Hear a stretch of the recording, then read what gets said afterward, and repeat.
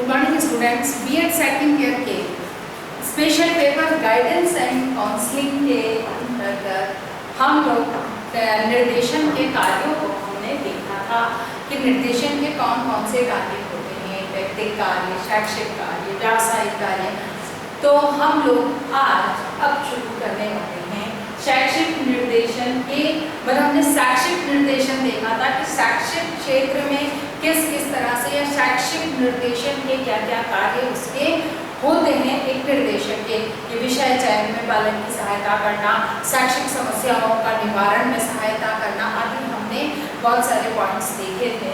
आज हम देखेंगे कि शैक्षिक निर्देशन की जब हम बात कर रहे हैं, शिक्षण के कार्यों के बारे में हमने बात की कि एक निर्देशक के क्या कार्य होते हैं, तो उन कार्यों का कोई निश्चित सिद्धांत होना चाहिए क्योंकि उनके बिना किसी भी कार्य की सफलता संभव नहीं है। इसीलिए निर्देशक के कार्य की सफलता के लिए जरूरी है कि उसके सिद्धांतों का पालन किया जाए या उसके कुछ निश्चित सिद्धांत है उसके बारे में चर्चा की जाए। तो आज हम यही सिद्धांतों की चर्चा करेंगे कि शैक्षिक निर्देशन के सिद्धांत कौन कौन से हैं।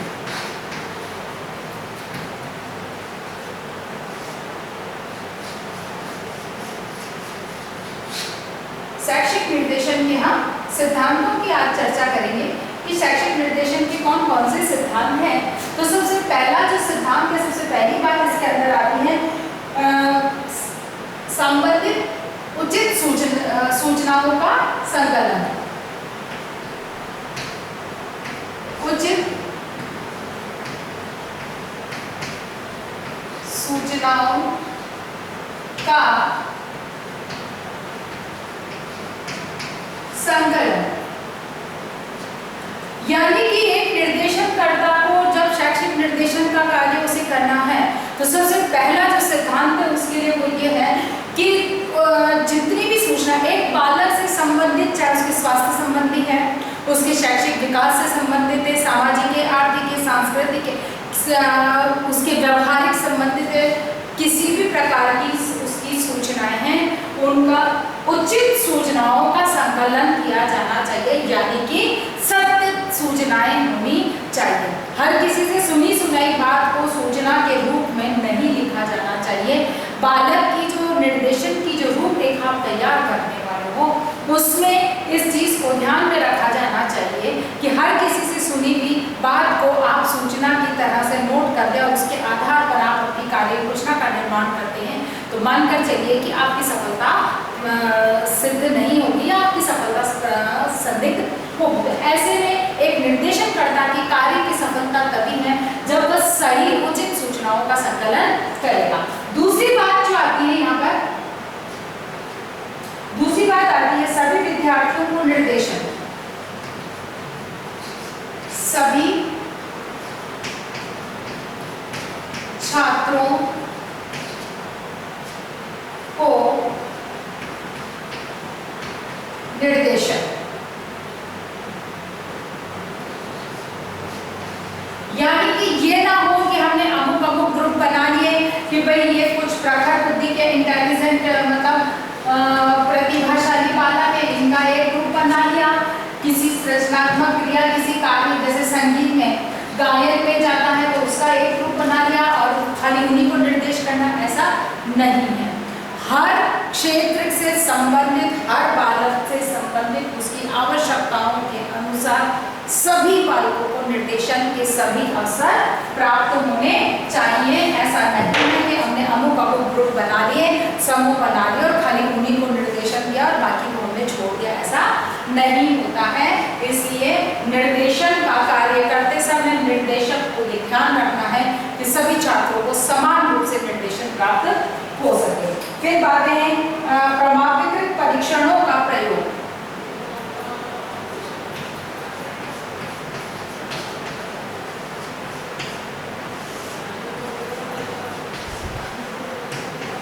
प्रमाणीकृत परीक्षणों का प्रयोग, ठीक है ना। प्रमाणीकृत परीक्षण, क्योंकि बालक से संबंधित हम कह रहे हैं कि सत्य सूचना है, उचित सूचनाओं का संकलन होना चाहिए। तो उचित सूचनाओं का संकलन कहाँ से होगा? तो हम यहाँ पर दो प्रकार के परीक्षण होते हैं, प्रमाणीकृत और अप्रमाणीकृत। यानी कि जो स्टैंडर्डाइज्ड जो टेस्ट होते हैं उनका यहाँ पर जिक्र किया गया है, उनके बारे में चर्चा की गई है कि उनका उपयोग किया जाना चाहिए। क्यों कि प्रमाणीकृत परीक्षण जो हैं वो सभी स्तरों पर जांचे परखे हुए होते हैं, उनकी विश्वसनीयता और वैधताएं निश्चित होती हैं, उस विश्वसनीय और वैध होते हैं। इसीलिए ऐसे जो परीक्षण हैं वो बालक से संबंधित जो सूचनाएं हैं वो सत्य सूचनाओं का संकलन कर पाते हैं। हालांकि अप्रमाणीकृत परीक्षण भी होते हैं जो कि शिक्षक द्वारा निर्मित होते हैं, तो वे भी सूचनाएं संकलित करने में अपना पूर्ण भागीदारी निभाते हैं, लेकिन इनके माध्यम से बिना किसी पूर्वाग्रह पूर्वक, क्योंकि अप्रमाणीकृत परीक्षण में संभव है कि पूर्वाग्रह से युक्त कोई प्रश्न पूछा गया हो या कोई टेस्ट ऐसा लिया गया हो जिसमें कि पूर्वाग्रह सम्मिलित हो, तो वहां से परिणामों की सही या उचित सूचनाएं संकलित होने की संभावनाएं कम हो जाती हैं। इसीलिए प्रमाणीकृत परीक्षणों पर बल दिया गया। अगली बात जो इसमें अगला आता है, स्कूल तथा माता पिता से संबंध।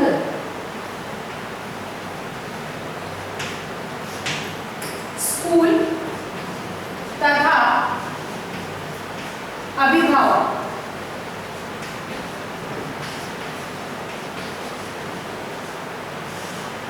अभिभावकों में संबंध।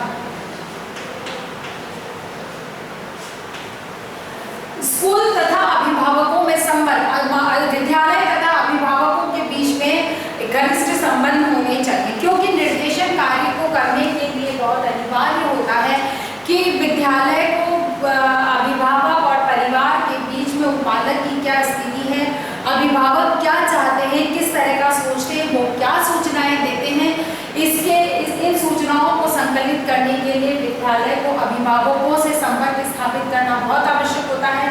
और अभिभावकों का विद्यालय में बालक की प्रगति को जानने की दृष्टि से संबंध स्थापित करना बहुत अनिवार्य होता है। जब दोनों का आपस में घनिष्ठ संबंध होता है, अर्थात बालक की परिवार समाज में क्या किस तरह की क्रिया प्रतिक्रिया है, व्यवहार है, और विद्यालय में किस तरह का है, इन दोनों को आपस समझकर और जब निर्देशन कार्य किया जाता है तो वो बहुत प्रभावी होता है, उसके परिणाम सकारात्मक आते हैं। इसीलिए अभिभावक व विद्यालय के मध्य संबंध घनिष्ठ होने चाहिए। अगली बात है अनुगामी अध्ययन का सिद्धांत।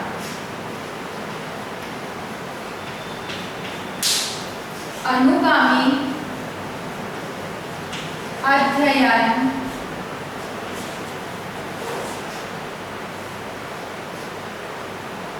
का सिद्धांत।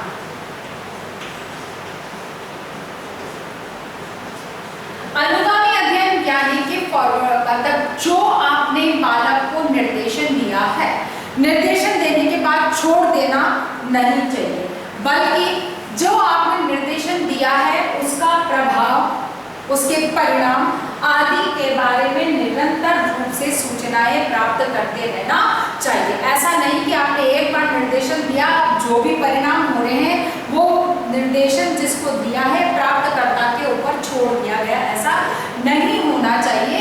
बल्कि ये होना चाहिए कि जब निर्देशनकर्ता ने बालक को किसी बात से संबंधित निर्देशन दिए हैं तो उसके प्रभावों को और परिणामों को जानते रहना चाहिए। उसके दिए गए निर्देशों के आधार पर बालक भी जो कार्य कर रहा है तो उसकी क्रिया प्रतिक्रिया को भी निरंतर रूप से जांचा परखा जाना चाहिए, जिससे कि बालक को जो निर्देशन दिया गया है उसके सकारात्मक परिणाम प्राप्त हो और निर्देशनकर्ता को भी अपने द्वारा दिए गए निर्देशन का मूल्यांकन करने का अवसर मिलता रहे। अगली बात आती है इसमें प्रारंभ से ही समस्या समाधान। प्रारंभ से ही समस्या समाधान, यानी कि बालक की किसी भी समस्या को प्रारंभिक स्तर पर, प्राइमरी स्टेज से ही उसका सॉल्यूशन दे दिया जाना चाहिए या उसका समाधान प्राइमरी स्टेज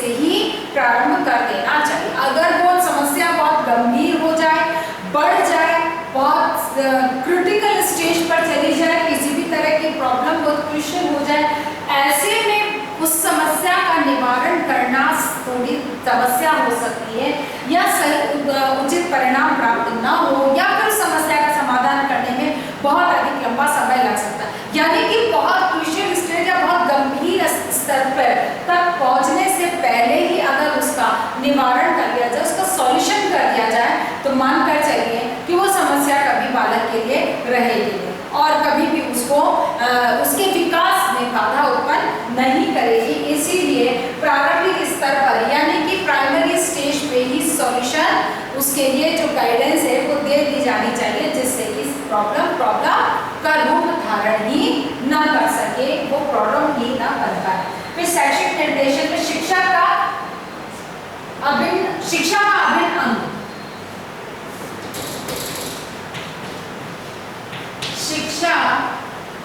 का अभिन्न अंग। निर्देशन को शिक्षा का अभिन्न अंग माना जाता है और निर्देशन का सिद्धांत इस बात पर जोर बल देता है कि निर्देशन शिक्षा का एक अभिन्न अंग है, उससे हटकर वो नहीं है, क्योंकि निर्देशन का कार्य हर स्तर पर, हर स्टेज पर, हर स्थान पर बालक को आवश्यकता होती है। क्योंकि शिक्षा में निरंतर रूप से बालक के सामने कोई ना कोई समस्या उत्पन्न होती, यानी कि कोई ना कोई क्वेश्चन आता, उसका आंसर के लिए उसे निर्देशन की आवश्यकता होती है। इसीलिए निर्देशन केवल शैक्षिक निर्देशन से संबंधित, क्योंकि शैक्षिक निर्देशन की बात आ रही है, तो शैक्षिक निर्देशन के संबंध में अगर हम बात करते हैं तो शिक्षा के क्षेत्र में विकासोन्मुख प्रक्रिया तभी संभव है जब उसे शिक्षा का एक अभिन्न अंग माना जाए, अन्यथा ये इसके परिणाम उतने प्रभावी नहीं होंगे। नेक्स्ट है प्रतिवर्ष की उन्नति का पता होना। प्रति वर्ष की उन्नति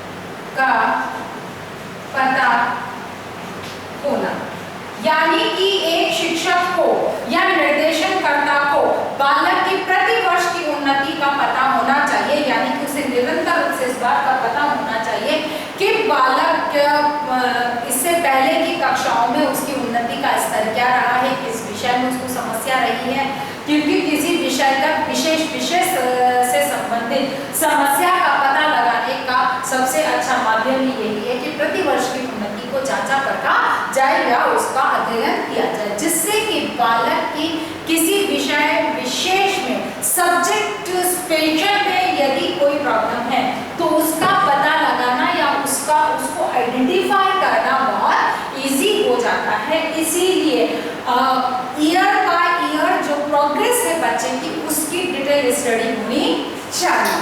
उसके बाद में नेक्स्ट आता है आपका इसमें निर्देशन प्रक्रिया, विषय से संबंधित सब्जेक्टिव समस्या,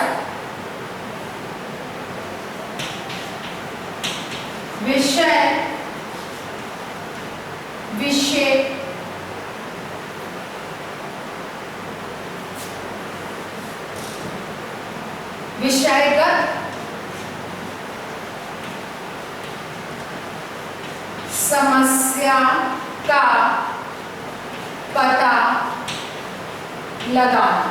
निर्देशन का जो अगला सिद्धांत है, क्योंकि शैक्षिक निर्देशन की बात आ रही है, तो बालक के पिछड़ने में सबसे महत्वपूर्ण जो भागीदारी होती है, बालक के रिजल्ट्स अच्छे नहीं आते हैं, बालक के कमजोर रहने के पीछे जो मेन या बेसिक कारण होता है वो कारण होता है कि सब्जेक्ट में, किसी विशिष्ट सब्जेक्ट में बालक की कमजोरी, और जब तक टीचर को इसके बारे में पता नहीं चलेगा वह बालक के निर्देशन के लिए, उस प्रॉब्लम के सॉल्यूशन के लिए, उस समस्या के समाधान के लिए वो प्रयास नहीं कर पाएगा, उसके लिए निर्देशन या उसको गाइडेंस नहीं दे पाएगा। इसीलिए जरूरी है कि सब्जेक्टिव प्रॉब्लम या सब्जेक्ट विशेष में, पर्टिकुलर सब्जेक्ट में यदि कोई प्रॉब्लम है तो उसका पता भी निर्देशनकर्ता को या जो गाइडेंस दे रहा है उसे पता होना चाहिए।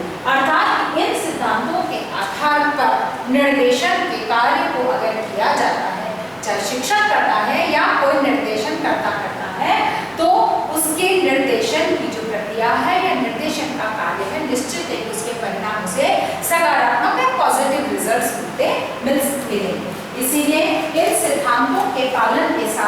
निर्देशन के जो निर्देशन का कार्य है वो किया जाना चाहिए। अगली बात अब यहाँ पर आती है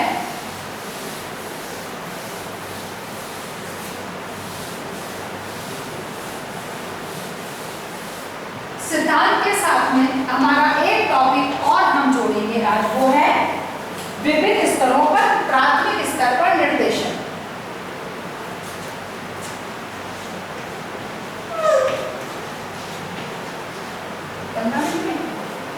हो गया प्राथमिक स्तर पर निर्देशन।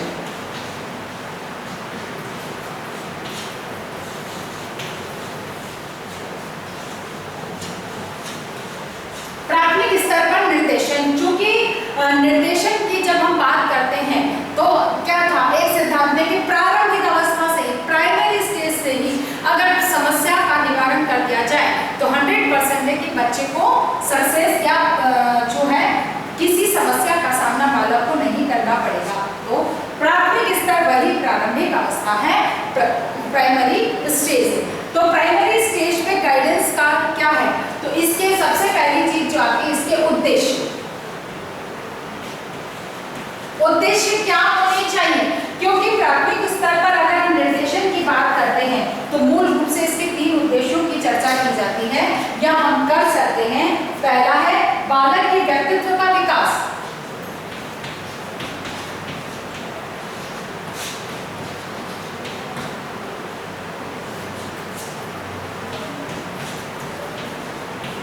बालक के व्यक्तित्व का विकास, यानी कि बालक के व्यक्तित्व के विकास के लिए प्रारंभिक अवस्था से ही, प्राइमरी स्टेज से ही अगर पर्सनैलिटी डेवलपमेंट पर ध्यान दिया जाए तो जिस समय बालक के एक्चुअल पर्सनैलिटी सबके सामने आती है वो दिखाई देने लगे। इसीलिए प्राइमरी स्टेज पर ही बालक की पर्सनैलिटी डेवलपमेंट या व्यक्तित्व विकास से संबंधित निर्देशन का जो उद्देश्य होता है वो उसकी पर्सनैलिटी डेवलपमेंट को लेकर होता है। दूसरी बात आती है सामाजिक व्यवहार,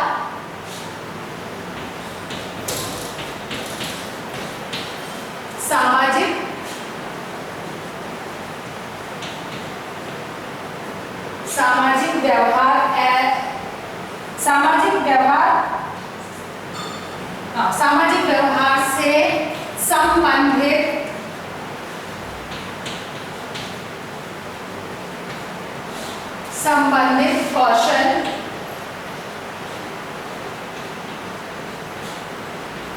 कौशल का विकास, यानी कि समाज से संबंधित सोशल बिहेवियर कैसा होना चाहिए बालक को प्राइमरी स्टेज पे ही सिखा दिया जाना चाहिए।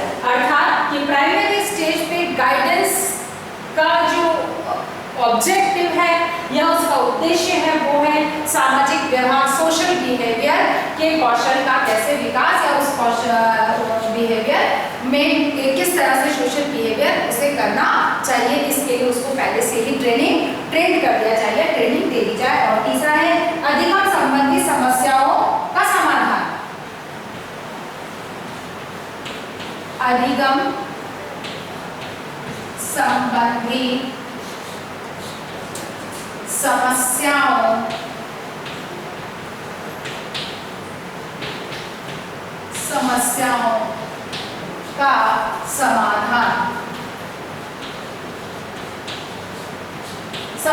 का समाधान, यानी कि जो लर्निंग प्रॉब्लम्स है, लर्निंग के लिए जो भी प्रॉब्लम्स बालक को आती है उनकी समस्याओं का समाधान करना गाइडेंस या प्राइमरी स्टेज की गाइडेंस का ऑब्जेक्टिव है, इसका उद्देश्य माना गया है। अब हम देखेंगे कि उद्देश्यों के बाद में, क्योंकि जब तक कोई उद्देश्य निर्धारित नहीं होगा कार्य की सफलता संभव नहीं। अर्थात प्राइमरी स्टेज पे प्राथमिक स्तर पर निर्देशन के क्या उद्देश्य हैं, इन्हीं उद्देश्यों को लेकर शिक्षक जब कार्य करता है या निर्देशनकर्ता को कार्य करना होता है। अर्थात इस स्तर पर जो भी कार्य किया जाएगा उन उद्देश्यों को ध्यान में रखकर किया जाएगा। तो यहाँ पर आप आते हैं निर्देशन के कार्य, यानी कि इस स्तर पर प्राथमिक स्तर पर निर्देशन के क्या क्या कार्य होने चाहिए जिससे कि बालक का सही विकास हो सके। तो सबसे पहला है मनोवैज्ञानिक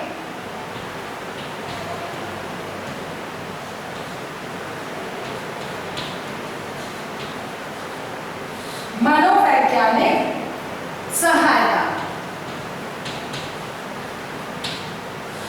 मनोवैज्ञानिक सहायता यानी कि प्रारंभिक स्तर पर इस प्राइमरी स्टेज में नर्सरी एलकेजी में हमारी नई शिक्षा नीति 2020 में भी इसी पोर्शन में सर्वाधिक बल दिया गया है कि विद्यालय प्रथम फर्स्ट क्लास में जाने से पहले ही बालक को एजुकेशन के लिए मेंटली प्रिपेयर कर लिया जाए, यानी कि मनोवैज्ञानिक रूप से उसको तैयार कर दिया जाए कि बालक शिक्षा क्या है। अन्यथा बाहर बालक शिक्षा से भागना चाहता है, उसको वो बोझ लगता है, तो वो न लगे। बालक को मनोवैज्ञानिक रूप से शिक्षा के प्रति रुचि कैसे उत्पन्न होती है उसका प्रयोग यहाँ पे किया जाना चाहिए, अर्थात उसके व्यक्तित्व के विकास का पक्ष यहाँ पर कारगर होता है कि उसकी मनोवैज्ञानिक मदद की जाए। प्लस अधिगम के लिए भी सहायता, अधिगम की समस्या हो, यानी कि तीनों उद्देश्यों की पूर्ति ये मनोवैज्ञानिक सहायता के माध्यम से हुई है कि वो शिक्षा के महत्व को समझ सके। अगली बात जो इसके अंतर्गत आती है वो आती है शिक्षा योजना बनाना। शिक्षा योजना, ठीक है, शिक्षा योजना बनाना यानी कि बालक को भविष्य में क्या करना है, किस तरह की शिक्षा अर्जित करनी, क्या बनना चाहता है, इसके लिए उसे शिक्षा योजना कैसे बनाई जाती है उसके लिए यहाँ पर उसे प्रशिक्षण प्रदान किया जाता है, उसको गाइडेंस दी जाती है। क्यों कि फ्यूचर में उसे क्या करना है, किस तरह के एजुकेशन लेनी है, किस तरह के उसको ट्रेनिंग लेनी है। अगर इसकी जानकारी हमें यहाँ होती है तो बालक उसे आसानी से, मतलब कि बालक अपने विकास के लिए प्रयास कर सकता है। इसीलिए प्रारंभिक स्तर पर ही, प्राइमरी स्टेज पे ही अगर उसे ये चीज सिखा दी जाती है तो फ्यूचर के लिए वो अच्छी प्लानिंग कर सकता है। अगली बात आती है शिक्षा का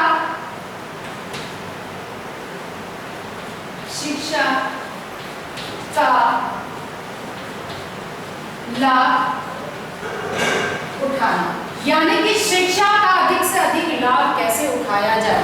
अगर आपने शिक्षा प्राप्त की है तो उस शिक्षा का अधिक से अधिक लाभ आपको कैसे हो सकता है, कैसे बेनिफिट होगा इस एजुकेशन का, इसके लिए उसे क्या एजुकेशन के बेनिफिट्स है इसके बारे में उसे जानकारी दी जानी या उसे इसके लिए गाइडेंस दी जानी कि उसे पता हो कि शिक्षा का वो अधिक से अधिक लाभ कैसे उठा सकता है। फिर एक उच्च माध्यमिक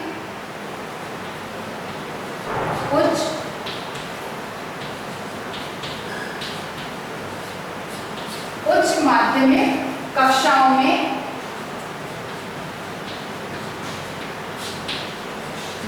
प्रवेश, उच्च माध्यमिक कक्षाओं में प्रवेश के लिए भी निर्देशन की आवश्यकता होती है, जो कि आप हम सब जानते हैं। कौन सा विषय बच्चे को लेना है, किस तरह की योग्यता उसमें क्षमताएं हैं, इन चीजों को ध्यान में रखकर कार्य करना है। नेक्स्ट आ जाता है शिक्षा के महत्व के प्रति जागरूक करना।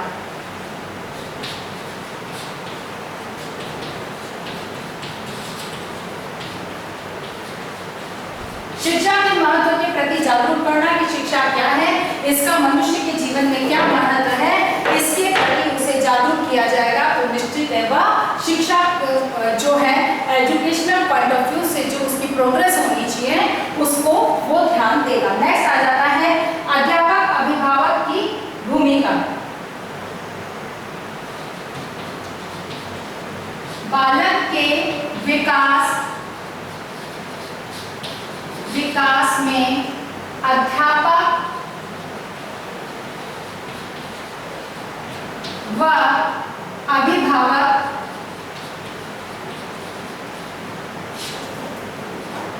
की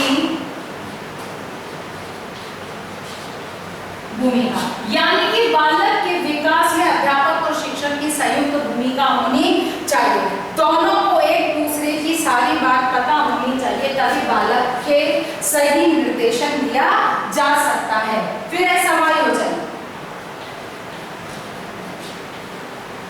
बालक का समायोजन कैसे करना है, क्योंकि adjustment is a big problem of child. एक बच्चे के लिए समायोजन सबसे बड़ी समस्या, और इस समस्या का समाधान के लिए निर्देशन guidance is the best solution. इसीलिए समायोजन के लिए, एडजस्टमेंट के लिए निर्देशन कार्य किया जाना चाहिए। फिर मनोरंजन, एंटरटेनमेंट, डेफिनेटली कि कौन सा एंटरटेनमेंट, क्योंकि खाली समय में, फ्री टाइम में बालक क्या करेगा, किस तरह की एक्टिविटीज करके और अपना मनोरंजन कर सकता है, अपना एंटरटेनमेंट कर सकता है। और अगली बात आती है व्यक्तिगत गुणों का विकास।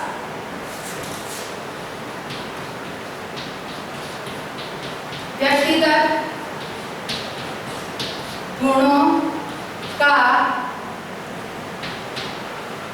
विकास, ठीक है।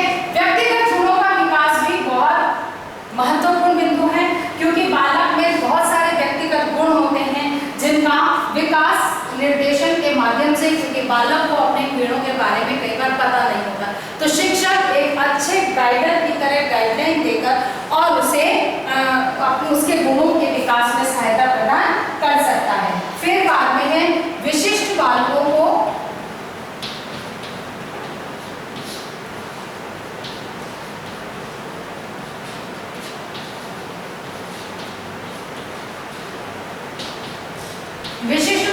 निर्देशन, यानी कि मंद बुद्धि, प्रखर बुद्धि, विकलांग, इन बालकों को विशेष निर्देशन की आवश्यकता होती है।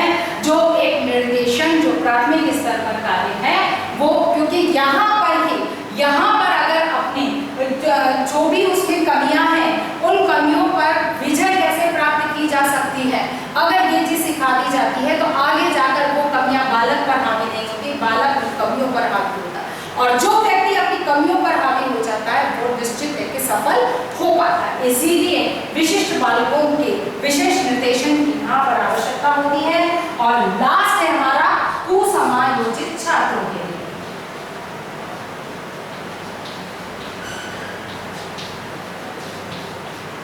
कुसमायोजित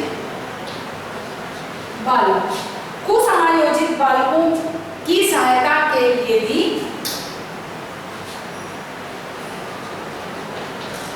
ठीक है, कुसमायोजित बालक की सहायता के लिए भी निर्देशन बहुत जरूरी है, क्योंकि उनका जो कुसमायोजन हुआ है वो उसको सुधारने में निर्देशन महत्वपूर्ण भूमिका निभाता है या निर्देशन कार्य किया जाना चाहिए। आशा करती हूँ कि आज की मेरी बात आपको समझ में आई होगी।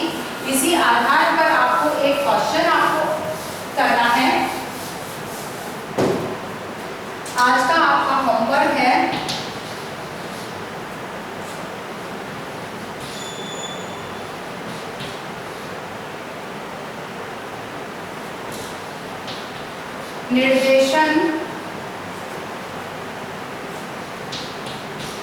निर्देशनकर्ता को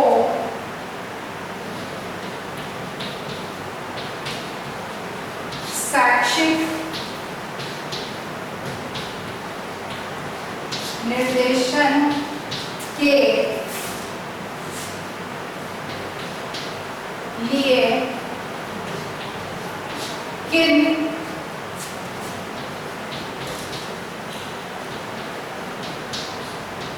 सिद्धांतों का पालन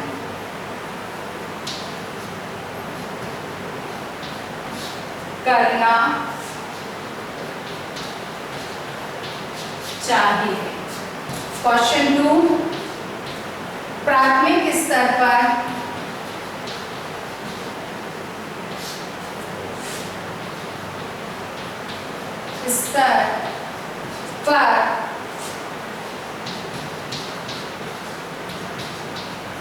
शैक्षिक निर्देशन को स्पष्ट, ठीक है, निर्देशनकर्ता को शैक्षिक निर्देशन के लिए किन सिद्धांतों का पालन करना चाहिए, फर्स्ट क्वेश्चन। सेकंड क्वेश्चन है प्राथमिक स्तर पर शैक्षिक निर्देशन को स्पष्ट कीजिए, यानी प्राथमिक स्तर पर कौन कौन से किस तरह से शैक्षिक निर्देशन किया जाना चाहिए। अब इस आपको क्वेश्चन, इन दोनों क्वेश्चंस को हल करना। अपनी बात को समाप्त करने से पहले कोविड-19 की इस महामारी में अपने आप को सुरक्षित रखें। बहुत अधिक आवश्यकता होने पर ही आप घर से बाहर निकलें। घर से बाहर अगर आप निकल रहे हैं तो मुंह पर मास्क लगाकर निकलिए या कपड़े से अपने मुंह को बांधकर निकलिए। सोशल डिस्टेंसिंग का पालन कीजिए। 2 गज की दूरी आवश्यक रूप से बनाए रखिए और अपने हाथों को समय समय पर धोते रहिए और सैनिटाइज करते रहिए। स्वस्थ रहिए, सुरक्षित रहिए। धन्यवाद।